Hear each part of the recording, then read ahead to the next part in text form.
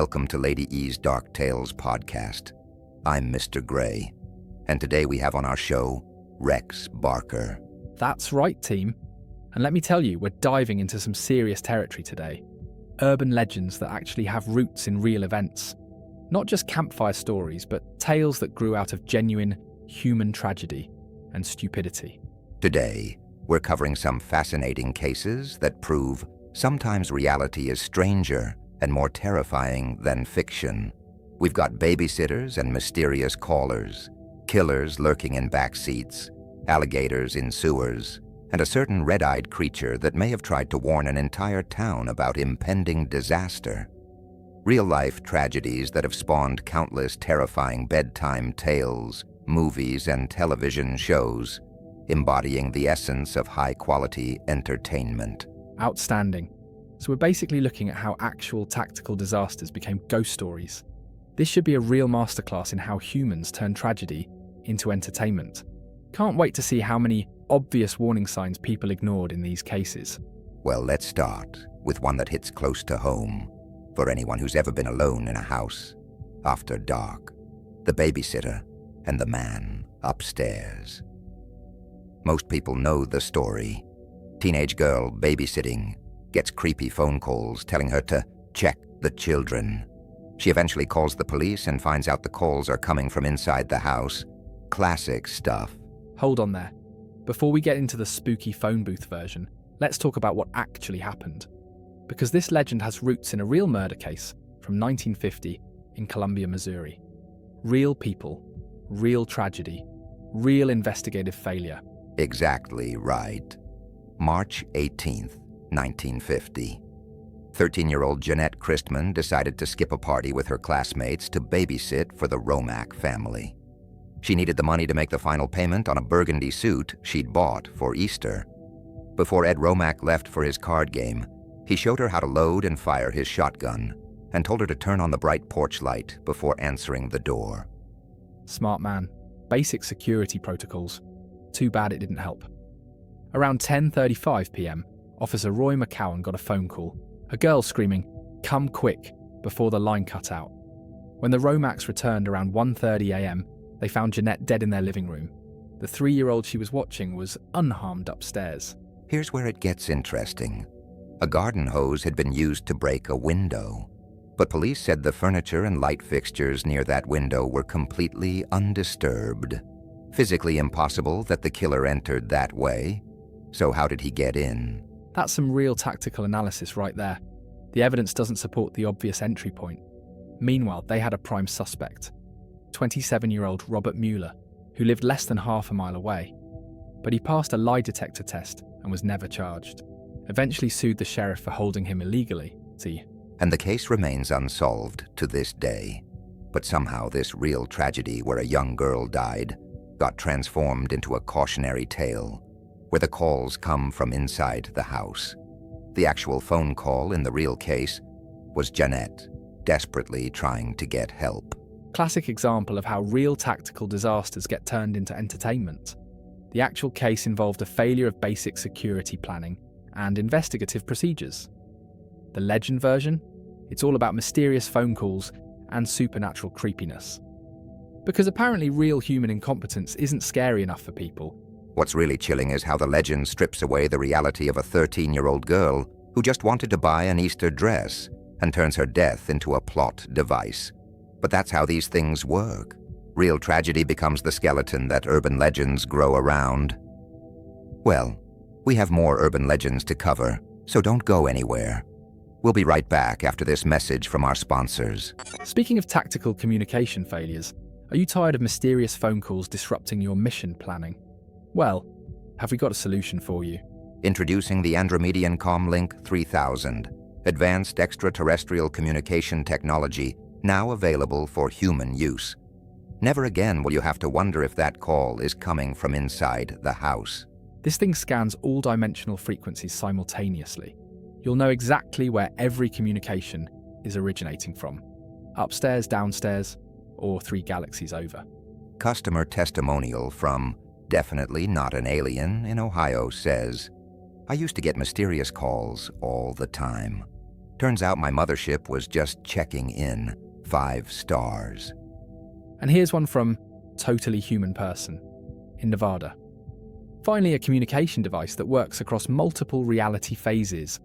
My pack coordination has never been better. The Andromedian Comlink 3000, available for just 47 units of galactic currency, or 3 easy payments of your planet's most valuable mineral deposits. Warning: side effects may include sudden awareness of interdimensional surveillance, compulsive howling at celestial bodies, and the ability to see through government cover stories. Not recommended for use by anyone with less than level 7 security clearance.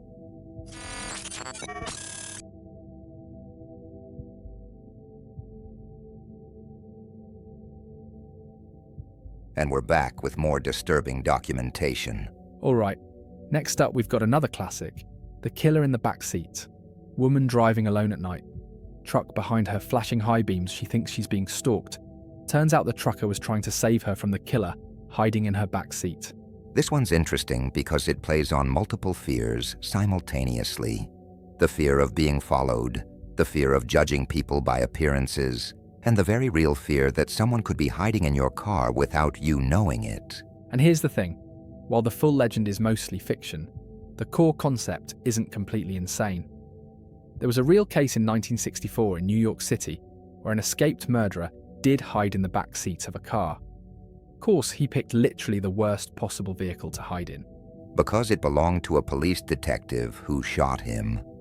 Not exactly the helpless victim the killer was probably hoping for, but that's about where the similarity to the legend ends. Right. In the real case, there was no lone female driver, no car chasing with flashing high beams, no gas station attendant warning anybody. Just an escaped convict making a catastrophically poor hiding spot choice. The legend version requires this elaborate setup, where the woman misinterprets someone trying to help her. It's got all these moving parts: the helpful trucker, the oblivious woman, and the perfectly timed high beam flashes to scare off the killer. Very cinematic. And completely unrealistic from a tactical standpoint. If someone's actually hiding in your backseat waiting to attack, they're not going to sit there patiently while some trucker plays lighthouse behind you for miles. They'd either attack immediately or abandon the plan. Plus, the logistics don't work. How does the trucker behind you see into your backseat well enough to spot a hidden person? Your headrest, your rear window angle, the distance between vehicles. The sightlines don't support this scenario. Exactly. Real carjackers don't hide in back seats like ninjas. They approach with weapons, make their intentions clear immediately. This whole lurking in the back seat thing is mostly horror movie nonsense. Though the legend has created one positive behavioral change. A lot of people now automatically check their back seat before getting in their car, which is actually decent situational awareness, even if the specific threat they're worried about is largely imaginary. I'll give it that. Basic vehicle security protocols aren't a bad thing. But the legend also creates this idea that the real danger comes from stereotyping people. Don't judge the scary-looking trucker because he's actually trying to help. Let me give you this advice. As a person living in the real world, trust your instincts about people who seem threatening. And that's what makes these legends so persistent. They take a grain of real possibility and wrap it in just enough actual psychological truth to feel believable, even when the specific scenario is completely implausible. So true. We'll be right back after this message from our sponsors. Tired of boring Earth-based entertainment? Sick of predictable three-dimensional storytelling? Introducing interdimensional Netflix. Stream shows from parallel universes where your favorite series never got cancelled and the writers actually knew what they were doing. Watch the universe where Game of Thrones had a satisfying conclusion. See the reality where Firefly got 17 seasons. Experience the dimension where every movie sequel is somehow better than the original. Customer testimonial from Definitely Human Viewer in Brooklyn says, "I've been streaming from Universe 7 Alpha for months. Finally, a reality where tactical planning actually matters in action movies." And here's one from Normal Earth Person in California. The version of Lost from Universe 3 Beta actually explains everything. My pack couldn't be happier with our subscription. Interdimensional Netflix. Only 12 units of quantum currency per month, or trade us your worst entertainment memories, and we'll replace them with better ones from alternate timelines. Warning. Side effects may include sudden awareness of infinite realities, compulsive comparison of dimensional variations, and the inability to enjoy anything from your original universe. Not recommended for anyone with less than level 9 multiverse clearance. And we're back with more cases that defy logical explanation. Now here's one that New Yorkers have been dealing with for nearly a century. Alligators living in the city's sewer system. Rich families buy cute baby alligators as pets, flush them down toilets when they get too big, and they survive in the sewers, growing into massive, blind, albino predators. Yes, and this one actually has some basis in documented reality, which makes it more interesting than most of these tales. The problem is separating the real sightings from the urban legend embellishments. The real story starts in the 1930s, when you could literally order baby alligators through the mail for $1.50. Popular mechanics ran ads saying, "Do you want a baby alligator? You bet you do. What boy wouldn't?" They'd ship them right to your door, carefully packed with safe arrival guaranteed. Whoa, outstanding planning there. Let's mail live predators to children. What could possibly go wrong with that? Of course, when little Johnny's cute pet turned into a 6-foot snapping machine, parents had to figure out disposal methods. Yes, they do. So on February 9th, 1935, the day that really launched the legend, 3 teenagers in East Harlem were shoveling snow when they spotted an 8-foot, 125-pound alligator in a storm drain. They lassoed it with a clothesline, hauled it up to street level, and when it snapped at them, they beat it to death with shovels. The New York Times covered it. 3 different newspapers reported on it. This wasn't some made-up campfire story. There was definitely an alligator in that sewer. The question is whether it was part of some thriving underground colony or just a discarded pet. Then you've got Teddy May, the commissioner of sewers in the 1930s, who claimed his workers were reporting alligator sightings regularly. According to his account, he went down to investigate personally and found colonies of 2-foot alligators serenely paddling under the city streets. May supposedly organised an extermination campaign using poisoned bait and 22 rifles, announced in 1937 that the gators were gone. But here's the thing, there's no independent verification of May's claims, and some researchers think he made the whole thing up. The reality is that small alligators probably can't survive long-term in New York sewers. The winter temperatures alone would kill them, not to mention the bacteria in human waste. Any alligators that ended up down there were likely doomed from the start. But the city still rescues about 100 alligators per year, mostly from homes where they're kept as illegal pets, some from outside locations. So alligators definitely show up in New York, just not thriving sewer colonies. What's fascinating is how this legend has become part of New York's identity. There's an unofficial Alligator in the Sewer Day every February 9th. The city has commissioned art installations celebrating the myth. It's gone from urban legend to civic pride. Because New Yorkers like the idea that their city is so tough, even the sewers can support apex predators. It fits the whole, if you can make it here, you can make it anywhere attitude.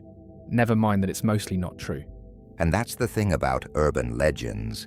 Sometimes the story becomes more important than the facts. The idea of sewer alligators tells us something about how New Yorkers see their city, regardless of whether there are actually any gators down there. Now let's talk about one of my favorite urban legends. It is one of the most famous American cryptids, the Mothman of Point Pleasant, West Virginia. 7-foot-tall creature with glowing red eyes and massive wings, spotted throughout 1966 and 1967, culminating in what some believe was a warning about the Silver Bridge collapse. This one's particularly interesting because it involves a genuine infrastructure disaster with real casualties.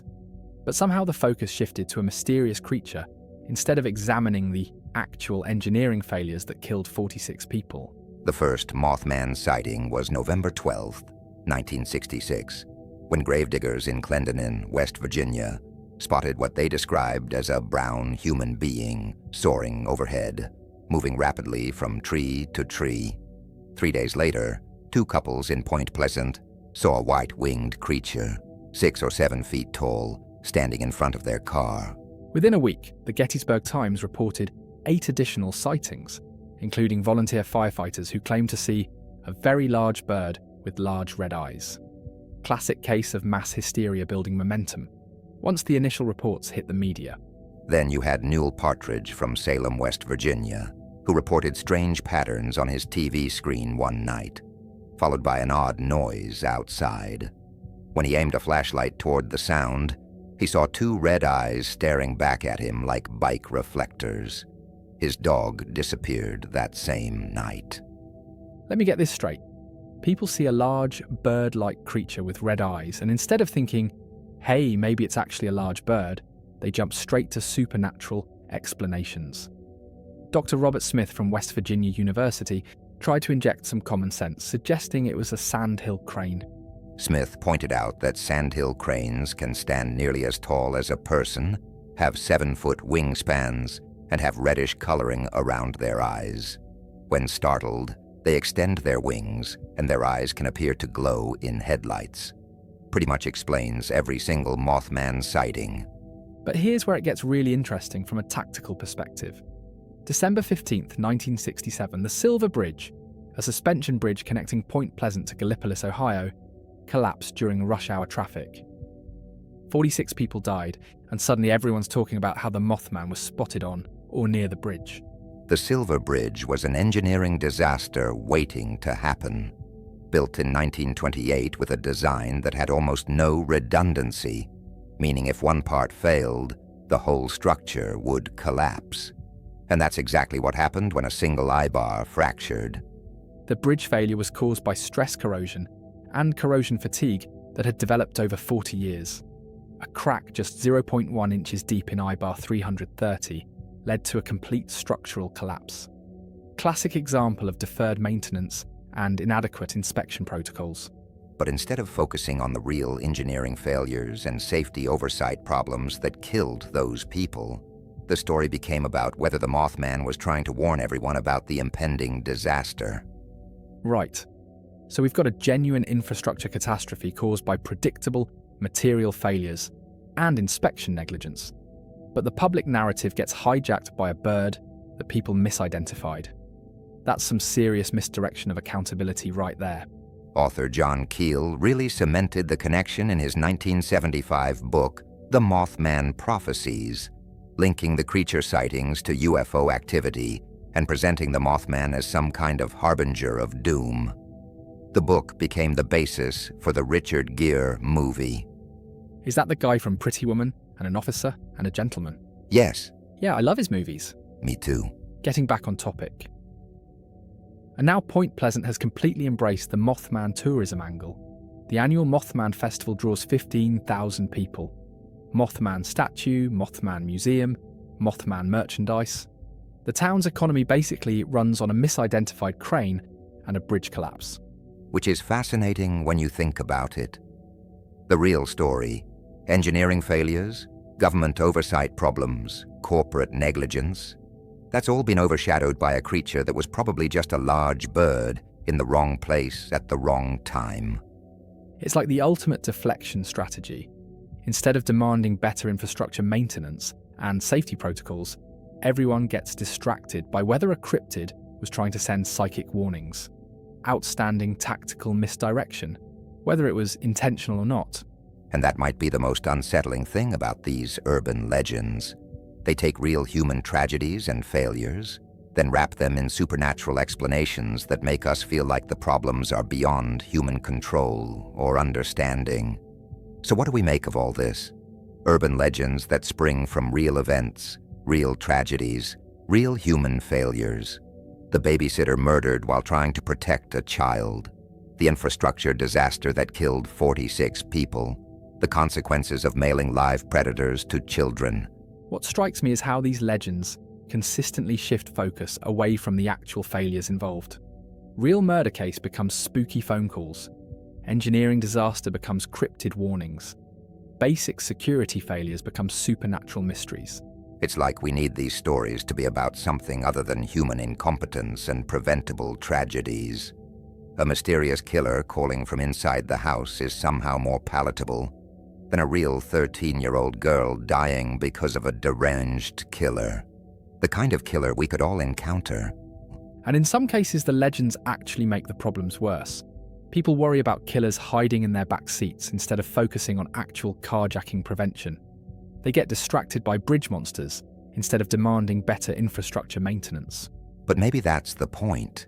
These legends let us process real fears and anxieties in a safer, more manageable way.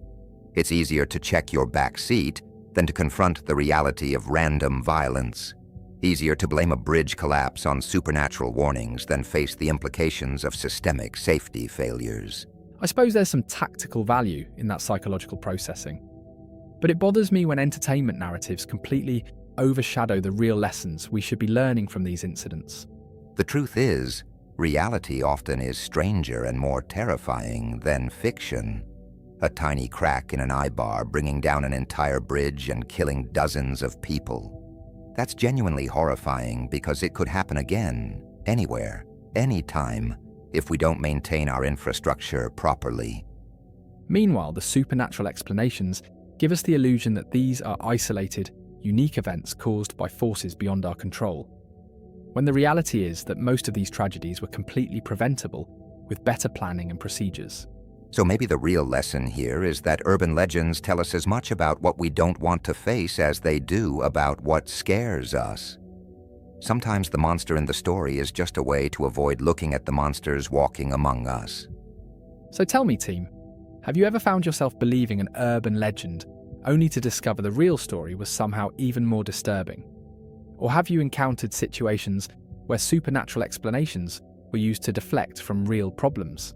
Share your experiences with urban legends that turned out to have darker truths lurking beneath the surface.